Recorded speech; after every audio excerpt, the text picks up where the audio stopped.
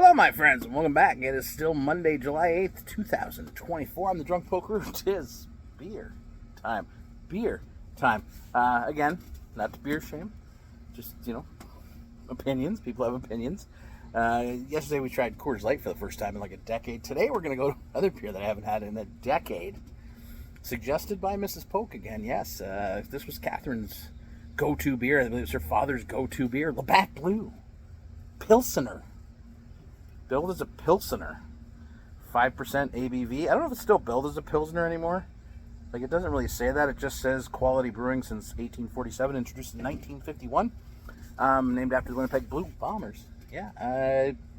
I was there. So it's funny, like, when you go back to the old days of beer drinking, back in, the way beyond days, before craft beer, you were a Molson guy or a Blue guy. There was the other guy that was like an OV guy. Right? That's Labatt's too, isn't it? Anyways, most people had you were either Team Molson, Team Labatt. I found Molson, like Labatt's had great commercials though too, but I was always a Molson guy. I was a Molson Canadian guy, and then we were Coors Light, Lakeport, Laker, whatever that became the cheapest beer you could find. But let's try. I honestly haven't had it in a decade. I have very low hopes. I don't know if Canadian or Labatt Blue is the worst beer, but again, these are working class beers, I guess. And they're still clearly massive. It's the number one selling Canadian beer outside of Canada. I brought my Pilsner glass out. That does not smell promising. Cheers.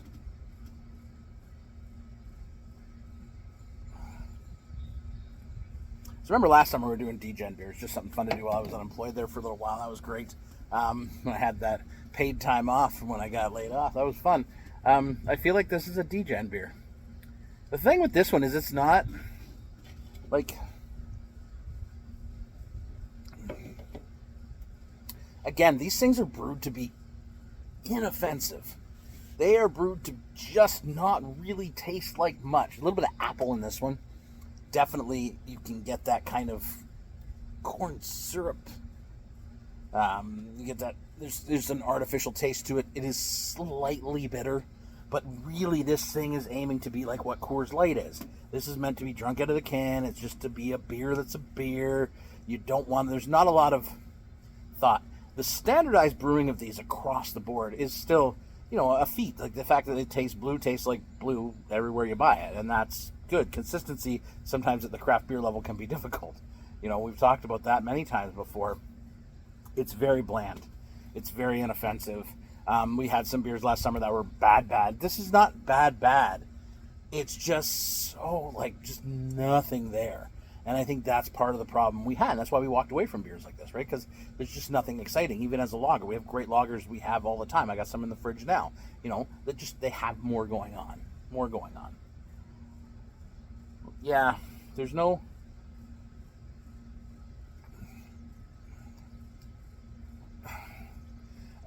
You always want to be honest when we talk about beers, and I try to be, and I tell you guys the truth of what I taste. And the thing here is I don't taste anything awful. I don't taste anything good. I really don't taste much of anything. It's an A to B beer. It's you're trying to get drunk, because I don't know what the fuck else you're doing with it. I guess you're refreshing yourself after...